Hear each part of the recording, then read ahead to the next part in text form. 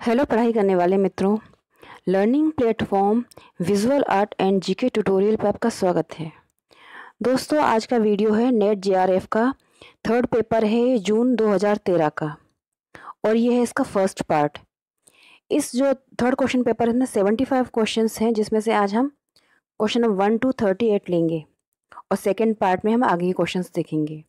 अगर ये वीडियो आपको पसंद आता है तो इसे लाइक कीजिए, शेयर कीजिए और अगर आप मेरे चैनल को पहली बार विजिट कर रहे हैं तो उसे सब्सक्राइब जरूर कर लीजिए। आगे आने वाली जो भी कला परीक्षा हैं उसके लिए आपको काफ़ी महत्वपूर्ण वीडियो मिलते रहेंगे और आप मेरे चैनल की प्लेलिस्ट में जाकर काफ़ी सारे जानकारी वाले वीडियो देख सकते हैं, जिसमें अलग अलग टॉपिक पर मैंने अलग अलग फोल्डर बनाए हैं। साथ ही आप शॉर्ट्स देखेंगे तो उसमें आपका टाइम भी बचेगा और एक क्विक रिवीजन भी हो जाएगा। तो आइए देखते हैं जून 2013 का थर्ड क्वेश्चन पेपर और ये है इसका फर्स्ट पार्ट। पहला प्रश्न है, चावंड रागमाला निम्नलिखित में से महत्वपूर्ण चित्रित पांडुलिपि है। तो चावंड रागमाला लिखी गई थी ऑप्शन ए मेवाड़ शैली में और ये इसका टाइम पीरियड था 1605। 1605 में मेवाड़ शैली में चावंड रागमाला पांडुलिपि लिखी गई थी। प्रश्न नंबर 2 है, myths and symbols in Indian art and civilisation नामक पुस्तक के लेखक कौन है। तो इस पुस्तक को लिखा था हेनरिक जिमर ने। आंसर है यहाँ पर ऑप्शन नंबर बी, हेनरिक जिमर की लिखी हुई ये बुक है और ये जर्मन थे, जर्मन लिंग्विस्ट थे ये। इनका टाइम पीरियड था 1890 टू 1943।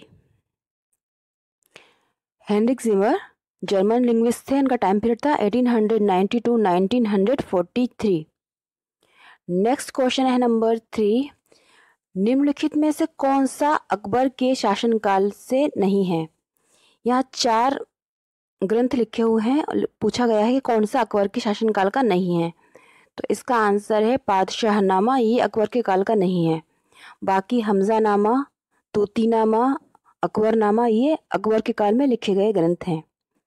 क्वेश्चन नंबर 4 है, मकबरे से जुड़े या लगे हुए तोरण कहाँ पर पाए गए हैं। तो मकबरे से जुड़े या उनसे कनेक्टेड जो तोरण हैं वो पाए गए हैं अटाला मस्जिद में, जो कि जौनपुर उत्तर प्रदेश में है। आंसर है यहाँ पर ऑप्शन ए, अटाला मस्जिद जौनपुर, ये है उत्तर प्रदेश में। और इसका जो निर्माण करवाया था वो करवाया था इब्राहिम शाह ने। 1402 से 1438 इनका टाइम पीरियड था इब्राहिम शाह का और उन्होंने 1408 में इसको बनवाया था। और ये ऐसी इकलौती मस्जिद है जिसमें मीनारे नहीं हैं। इसमें मकबरे से लगे तोरण तो हैं लेकिन ये ऐसी इकलौती मस्जिद है जिसमें मीनारे नहीं हैं और 1408 में इब्राहिम शाह ने इसको बनवाया था। क्वेश्चन नंबर 5 है, निम्नलिखित में से कौन स्पेनिश चित्रकार नहीं है। 3 स्पेनिश चित्रकार हैं और 1 नहीं है। तो क्वेश्चन नंबर 5 का आंसर है ऑप्शन डी, फिलिप्पो जुवारा। ये जो है स्पेनिश नहीं है, इनका इटालियन वास्तुकार थे ये फिलिप्पो जुवारा, ये इटालियन वास्तुकार हैं। और बाकी जो 3 दिए हुए हैं वो स्पेनिश चित्रकार हैं, जुसेप दे रिबेरा, फ्रांसिस्को दे जुरबरा और दीगो दे वेकावले, ये तीनों स्पेनिश हैं। और फिलिप्पो जुवारा ये इटालियन वास्तुकार थे और उनका टाइम पीरियड था 1678 से 1736। क्वेश्चन नंबर 6 है, निम्नलिखित में से किसके चित्रों का वर्णन करने के लिए हैरोल्ड रोजनबर्ग द्वारा 1952 में एक्शन पेंटिंग शब्द प्रतिपादित किया गया था। सीधा क्वेश्चन है, ये पूछा गया कि एक्शन पेंटिंग का संबंध किससे है और हैरोल्ड रोजनबर्ग ने 1952 में इसको नाम दिया था एक्शन पेंटिंग। तो क्वेश्चन नंबर 6 का आंसर है option number c, Jackson Pollock. Jackson Pollock के जो काम है उनको नाम दिया था एक्शन पेंटिंग 1952 में हैरोल्ड रोजनबर्ग द्वारा। क्वेश्चन नंबर 7 है, नीचे दिए गए विकल्पों में से विज्ञान और कला में क्या सर्वनिष्ठ नहीं है। ये पूछा गया है क्या सर्वनिष्ठ नहीं है। तो क्वेश्चन नंबर 7 का आंसर है ऑप्शन डी, संवेदना।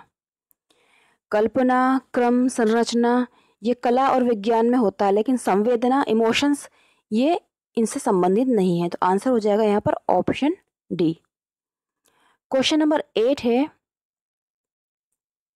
ये 8वां नंबर है कि पीवीए घोल को हल्का संवेदनशील बनाने के लिए किस रसायन का उपयोग किया जाता है। इसको नेट जेआरएफ ने इसको डिलीट कर दिया है, इस क्वेश्चन नंबर 8 को, तो इसको हम नहीं लेंगे। क्वेश्चन नंबर 9 है, फॉल्स बाइटिंग निम्नलिखित में से उपयोग किया जाता है। फॉल्स बाइटिंग शब्द किस जो शिल्प शैली है उसमें यूज़ किया जाता है। ये प्रिंट मेकिंग के 4 ऑप्शन दिए हुए हैं। तो क्वेश्चन नंबर 9 का आंसर है धातु की प्लेट। धातु की प्लेट में जब हम काम करते हैं, एचिंग जब करते हैं उसमें, तो उसका जो एक वर्ड है फॉल्स बाइटिंग, ये उसमें एक टेक्निक है, उसको यूज़ किया जाता है। तो क्वेश्चन नंबर 9 का आंसर है ऑप्शन नंबर डी, धातु की प्लेट। क्वेश्चन नंबर 10 है, मूवेबल टाइप का आविष्कार कब हुआ था। तो मूवेबल टाइप का आविष्कार हुआ था ऑप्शन नंबर ए, 1450 एडी में। आंसर है यहाँ पर ऑप्शन ए, 1450 एडी में मूवेबल टाइप का आविष्कार हुआ था और जॉन गुटेनबर्ग इसके लिए प्रसिद्ध हैं। उन्होंने इसको आविष्कार इसका किया था। आंसर है यहाँ पर 10वें क्वेश्चन का ऑप्शन ए। क्वेश्चन नंबर 11 है, निम्नलिखित में से किसकी कृति ने अल्ब्रेख्त ड्यूरर के काष्ठ उत्कीर्णन को अभिप्रेरित किया। इसमें यह पूछा गया है कि अल्ब्रेख्त ड्यूरर जो थे वो किसके वुड प्रिंट से प्रेरित हुए थे। क्वेश्चन नंबर 11 है, इसका आंसर है माइकल वॉल। क्वेश्चन नंबर 11 का आंसर है ऑप्शन डी, माइकल वॉल। ये जो कलाकार थे ये जर्मन पेंटर थे। आंसर है यहाँ पर ऑप्शन डी, माइकल वॉल जो थे वो जर्मन पेंटर थे और इनका टाइम पीरियड था 1434 से 1519 और इनका एक प्रसिद्ध चित्र है वर्जिन एंड चाइल्ड। ये कई लोगों ने इस चित्र को बनाया है इस टाइटल से, और माइकल वॉल ने भी बनाया है वर्जिन एंड चाइल्ड। और इनका एक और प्रसिद्ध चित्र है पोर्ट्रेट ऑफ लेविंग्स, ये उन्होंने 1510 में बनाया था। तो यहाँ पर आंसर है ऑप्शन डी, माइकल वॉल से प्रभावित थे ड्यूरर उनके वुड प्रिंट से। क्वेश्चन नंबर 12 है, भारत में लिथोग्राफी प्रिंटिंग कब प्रारंभ हुई थी। तो क्वेश्चन नंबर 12 जो है कि भारत में लिथोग्राफी कब हुई थी, लेकिन नेट जेआरएफ ने इसमें ऑप्शन सही नहीं दिया है, इसलिए इसको उन्होंने डिलीट कर दिया था। और इसका सही आंसर होना चाहिए था 1822, और 1822 कहीं भी ऑप्शन में नहीं है। 1822 में कोलकाता में सबसे पहले लिथोग्राफी प्रिंटिंग शुरू हुई थी और ये एक फ्रेंच आर्टिस्ट थे सावीगेस, उनके द्वारा डे सावीगेस उनके द्वारा स्टार्ट हुई थी 1822 में कोलकाता में। क्वेश्चन नंबर 13 है, किस आंदोलन ने 20वीं शताब्दी के ग्राफिक डिजाइनर्स को प्रबल रूप से प्रभावित किया था। क्वेश्चन नंबर 13 में पूछा गया है आंदोलन जिससे डिजाइनर प्रभावित हुए थे, ग्राफिक डिजाइनर।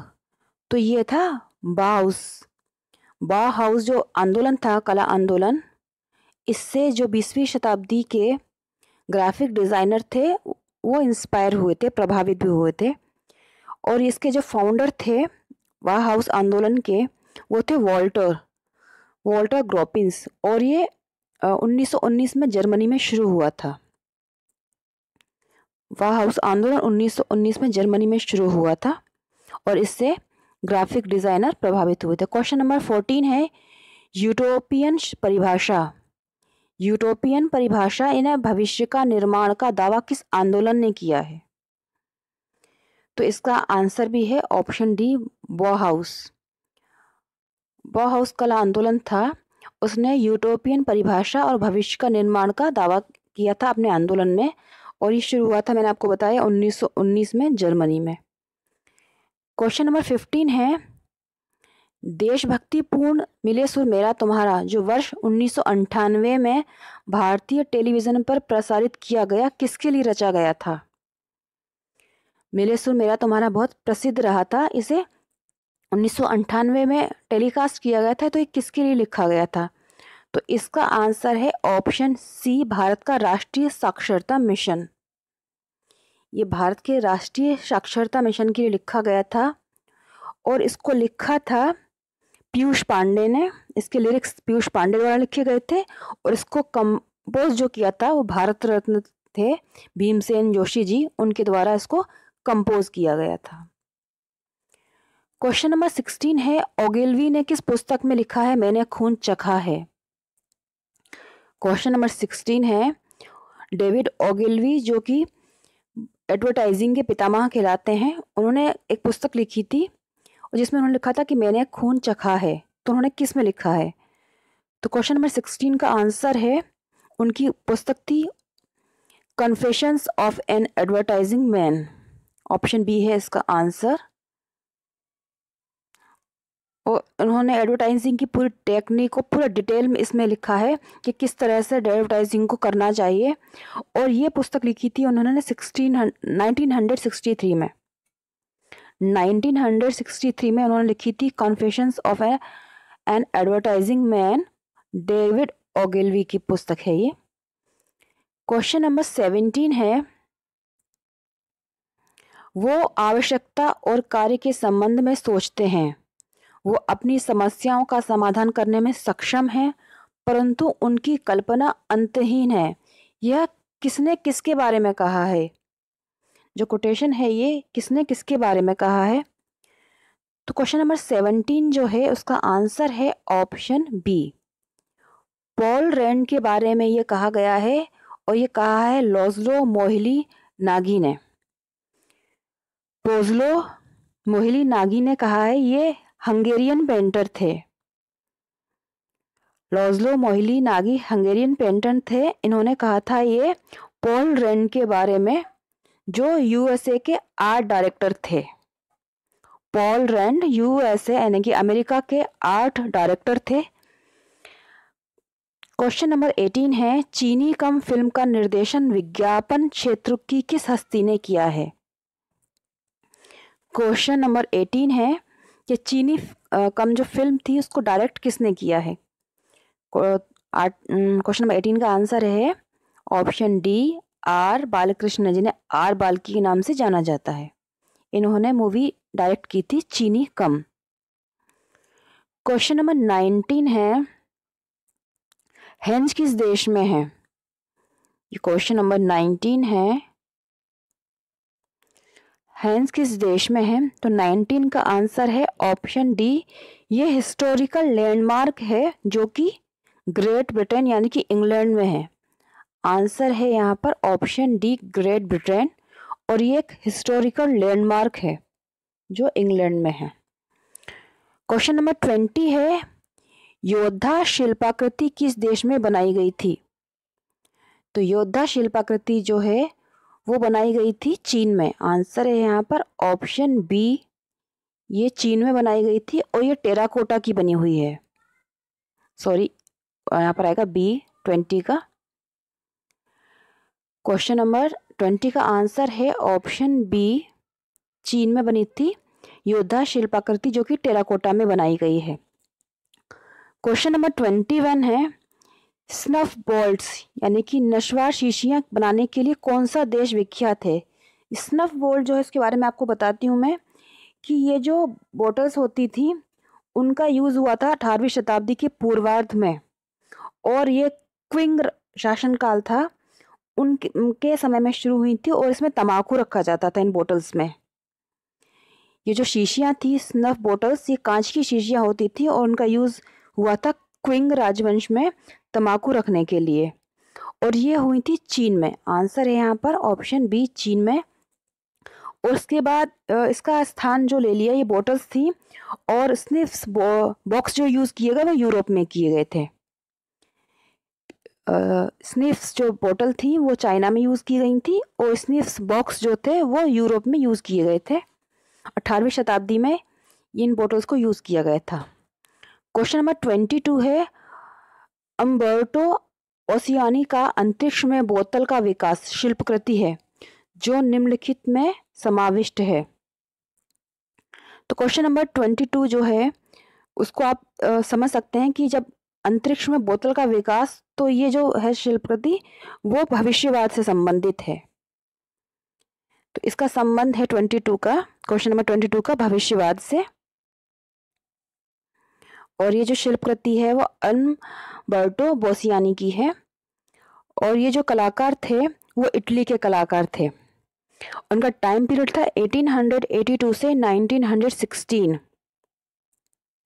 और इनकी एक और शिल्पकृति है प्रसिद्ध, द सिटी राइजेज, और दूसरी है the street entered the house, the street enter the house और द सिटी राइजेज। इनकी दो और प्रसिद्ध शिल्पकृति हैं और ये इटली के कलाकार थे। क्वेश्चन नंबर 23 है, मुद्गर किस सामग्री से बना होता है? तो क्वेश्चन नंबर 23 का आंसर है कास्ट, यानी कि ये वुड का बना होता है। मुद्गर जो है वो वुड का बना होता है, कास्ट आंसर है इसका। क्वेश्चन नंबर 24 है, कोणार्क में सूर्य मंदिर के जगमोहन पर सूर्यदेव की प्रतिमाएं किसकी बनी हैं?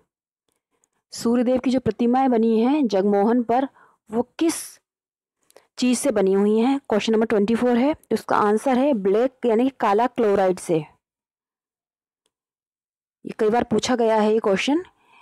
कोणार्क के सूर्य मंदिर में जगमोहन की जो सूर्यदेव की प्रतिमाएं हैं वो ब्लैक, यानी कि काला क्लोराइड से बनी हुई हैं। क्वेश्चन नंबर 25 है, निम्नलिखित में से एक पॉप कलाकार अमेरिकन नहीं है, वो कौन है? क्वेश्चन नंबर 25 का आंसर है ऑप्शन डी, रिचर्ड हैमिल्टन। ये जो कलाकार हैं ये अमेरिकन नहीं है। एंडी वॉरहोल, जेम्स रोजनक्विस्ट और रॉय लिचेनस्टाइन, ये तीनों अमेरिकी कलाकार हैं। रिचर्ड हैमिल्टन है, ये अमेरिकी कलाकार नहीं है, ये इंग्लैंड के थे। और ये इंग्लैंड के कोलाज आर्टिस्ट और पेंटर थे। और इनका टाइम पीरियड था 1922 से 2011। ये इंग्लैंड के कलाकार थे और इनका टाइम पीरियड था 1922 से 2011, रिचर्ड हैमिल्टन। क्वेश्चन नंबर 26 है, विनोद बिहारी मुखर्जी ने अपनी 1946-47 की मिडवियल सैंड्स भित्ति चित्र किस तकनीक में बनाया है? विनोद बिहारी मुखर्जी का जो मिडवियल सैंड्स है ये शांति निकेतन में बना हुआ है, भित्ति चित्र है ये। इसकी टेक्निक पूछी गई है, तो ये जो है इसका आंसर है 26 का option A, fresco buono technique में बना है ये। और यहाँ आपको बताना चाहूँगी कि विनोद बिहारी मुखर्जी के ऊपर मैंने पूरा कला यात्रा का वीडियो और प्रश्नोत्तर का वीडियो बनाया है।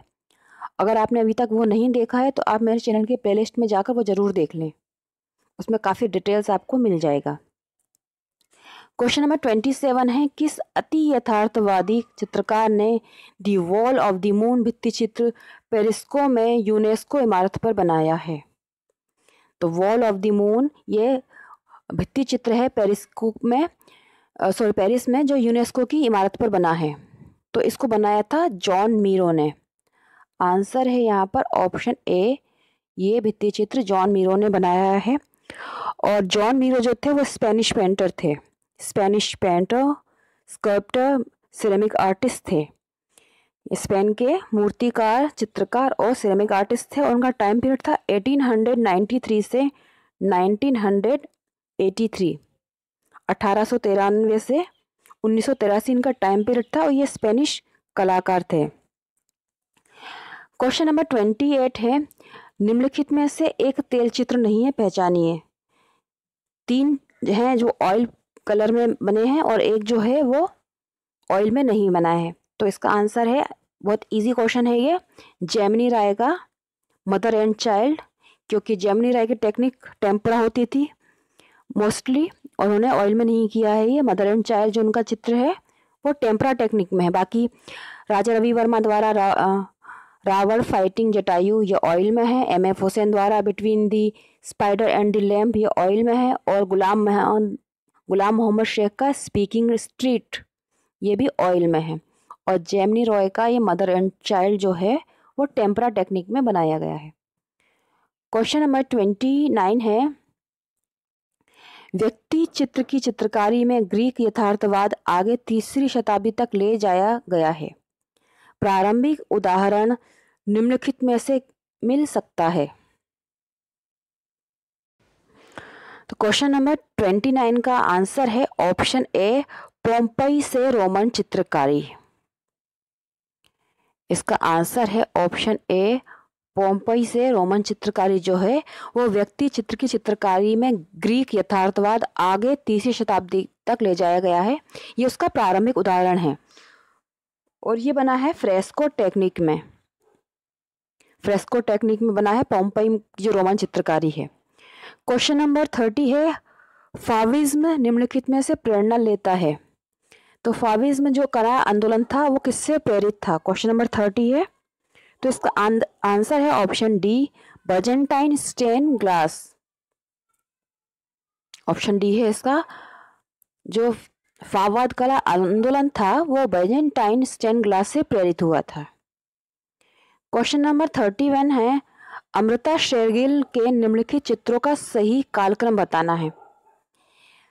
Two girls, nude, ancient story teller और मदर इंडिया, ये उनके 4 चित्र दिए हुए हैं, उनको सीक्वेंस में लगाना है, ईयर वाइज उन्होंने कब बनाए। तो देखिए आपको यहाँ मैं बताऊं कि जो उन्होंने न्यूड बनाया था वो 1933 में पेरिस में बनाया था। न्यूड जो उनका चित्र है 1933 में पेरिस में बनाया था। मदर इंडिया उन्होंने 1935 में बनाया था। टू गर्ल्स या टू विमेन जो है ये भी 1935 में बनाया था। और एंशिएंट स्टोरी टेलर जो है वो 1940 में बनाया था। इनके टाइम पीरियड भी कई बार पूछे जाते हैं और टाइम पीरियड जब हमें पता होंगे तभी हम इसको सीक्वेंस में लगा सकते हैं। तो मैंने आपको चारों के टाइम पीरियड बता दिए हैं। तो सबसे पुराना जो इसमें है वो है न्यूड। क्वेश्चन नंबर 31 का आंसर है सी है, न्यूड सबसे पुराना है। फिर है मदर इंडिया, फिर है टू गर्ल्स और एंशिएंट स्टोरी टेलर ये सबसे बाद का है, ये 1940 में उन्होंने बनाया था। क्वेश्चन नंबर 32 है, सही कालक्रम का चयन करना है। यहाँ पर कुछ दिए हुए हैं ग्रंथ और चित्र। निमतनामा, भागवत पुराण गुलेर का, अकबर का हाथी पर गंगा पार करना और मांडू कल्प सूत्र। तो क्वेश्चन नंबर 32 में आपको बताऊं जो मांडू कल्प सूत्र है वो संस्कृत में जैन तीर्थंकरों के लिए लिखा गया था। उसका टाइम पीरियड जो है वो 1375 से 1400 है। दूसरा निमतनामा जो है इसका जो है ये कुकिंग की बुक है। निमतनामा जो है वो कुकिंग पर बुक लिखी गई है, ये 1500 में लिखी गई थी। भागवत पुराण जो है उसका टाइम पीरियड है 1640 से 1740 के बीच लिखा गया है। और अकबर क्रॉसिंग गंगा, ये जो है अकबर का हाथी पर गंगा पार करना, ये जो चित्र है ये 1590 से 95 के बीच बनाया गया था। तो क्वेश्चन नंबर 32 का आंसर है ऑप्शन बी, सबसे पुराना इसमें मांडू कल्प सूत्र है, उसके बाद निमतनामा, उसके बाद अकबर का हाथी पर गंगा पार करना और सबसे बाद का है भागवत पुराण जो कि गुलेर में है। इसका टाइम पीरियड मैंने आपको बता दिया है। तो इस तरह से इसका सीक्वेंस रहेगा। 32 का आंसर है ऑप्शन नंबर बी।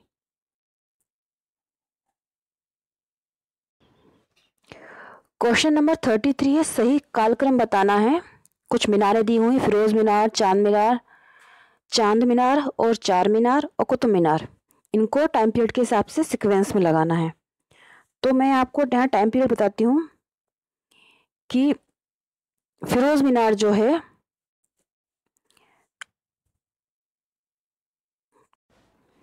तो फिरोज मीनार का टाइम जो है वो है 1489 और ये कनकपुर गौर पश्चिम बंगाल में है।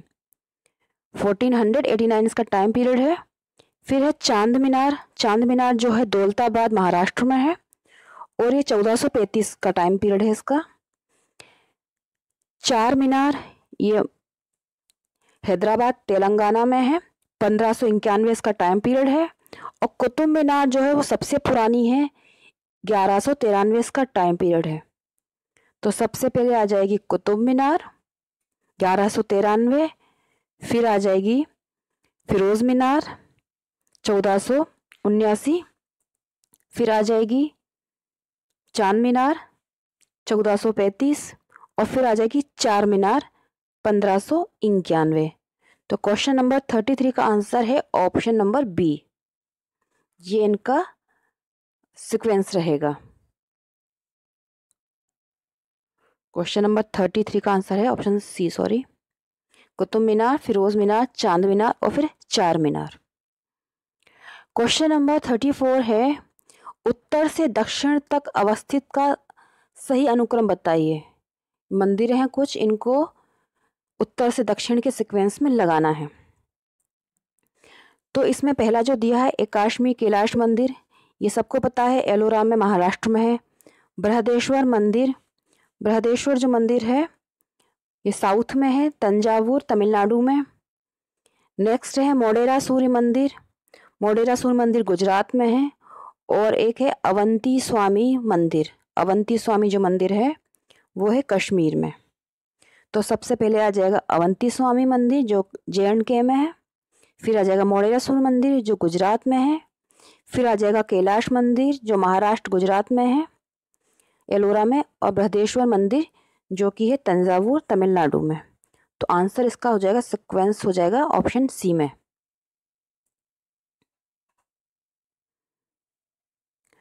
क्वेश्चन नंबर 35 है, जिन सर्वश्रेष्ठ एनिमेशन फीचर फिल्म को अकादमी पुरस्कार प्राप्त हुए हैं उन्हें कालानुक्रम में रखें। ये सारी जो मूवीज़ हैं ये एनिमेशन फीचर फिल्म है, एनिमेशन मूवीज़ हैं, इनको सबको अकेडमी अवार्ड्स मिल चुके हैं, इनको टाइम पीरियड के हिसाब से लगाना है। तो क्वेश्चन नंबर 35 में आपको बताऊं,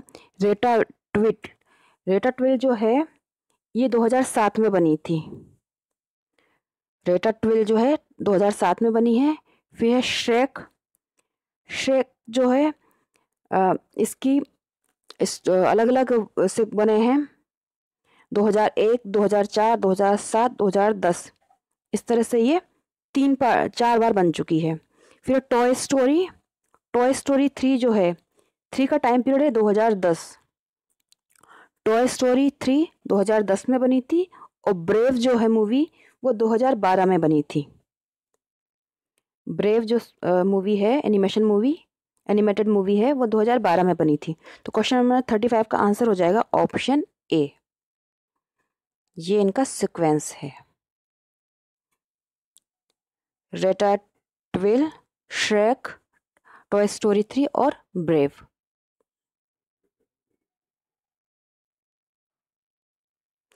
क्वेश्चन नंबर 36 है, यहाँ पर भी सही कालक्रम के अनुसार लगाना है। आइडोग्राफ्स, हीरोग्लिफिक्स, रोमन अक्षर, चित्रलिपि या पिक्टोग्राफ। तो क्वेश्चन नंबर 36 का आंसर है ऑप्शन सी, सबसे पहले चित्रलिपि लिखी गई थी, क्योंकि राइटिंग जब नहीं थी तो चित्रों की भाषा से लिखा जाता था। फिर आइडोग्राफ्स आएगा, फिर हीरोग्लिफिक्स आया, और रोमन अक्षर जो हैं वो सबसे बाद के हैं। तो क्वेश्चन नंबर 36 का आंसर है ऑप्शन सी। क्वेश्चन नंबर 37 है, सही कालक्रम से लगाना है। ये विज्ञापन है कुछ, कि कौन सा विज्ञापन कब आया उस सीक्वेंस में है। तो क्वेश्चन नंबर 37 में आपको बता दूं इसका आंसर है, देखिए सबसे पहले आया था कैलॉग्स कॉर्नफ्लेक्स जो होता है, इसका विज्ञापन सबसे पहले आया था। और कैलॉग्स का जो कंपनी थी वो 1906 में स्थापित हुई थी, तो ये सबसे पुराना है। उसके बाद आया था WWI का अमेरिकन रिक्रूटिंग पोस्टर, कोक विज्ञापन उसके बाद का है, और सबसे बाद का है मेलबोरो मैन ये विज्ञापन। क्वेश्चन नंबर 37 का आंसर है ऑप्शन बी, सबसे पुराना जो है वो कैलॉग विज्ञापन है। आप इस तरह से याद कर सकते हैं इसको, कैलॉग विज्ञापन सबसे पुराना है और मार्लबोरो मैन जो विज्ञापन है वो सबसे बाद का है। तो यहाँ पर हो जाएगा answer option number b. Question number 38 है, इनको भी सही कालक्रम के हिसाब से लगाना है। तो गंगा अवतरण, इसमें पहले दिया हुआ है खजुराहो की अप्सरा। तो खजुराहो का टाइम पीरियड 1952 1015 AD है, और शालभंजी का भरहूत में है। और गंगा अवतरण जो है ममल्लपुरम में है, उसका टाइम पीरियड है 630 से 632 668। रावण शेकिंग माउंट कैलाश, ये एलोरा में है, गुप्त काल का है, ये केव नंबर 29 में है, 300 से 600 टाइम पीरियड है।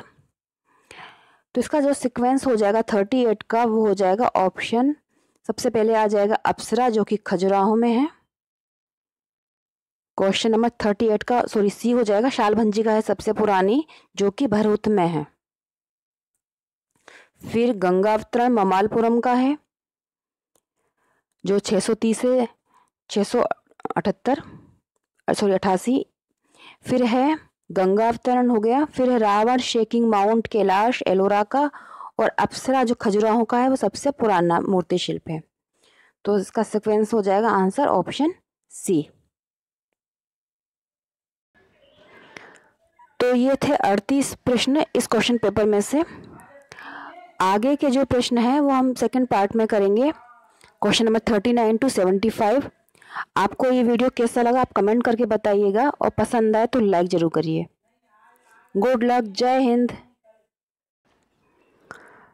तो ये थे 30 क्वेश्चन इस वीडियो। तो ये थे 38 क्वेश्चंस इस क्वेश्चन पेपर में से। ये था का फर्स्ट पार्ट, और सेकंड पार्ट में हम 39 से 75 क्वेश्चंस देखेंगे। आपको ये वीडियो कैसा लगा, आपके लिए कितना नॉलेज वाला है, आप कमेंट करके बताइएगा। और अगर पसंद आए तो इसे लाइक कीजिए, शेयर कीजिए, और अच्छे से अपनी स्टडी जारी रखिए। गुड लक, जय हिंद।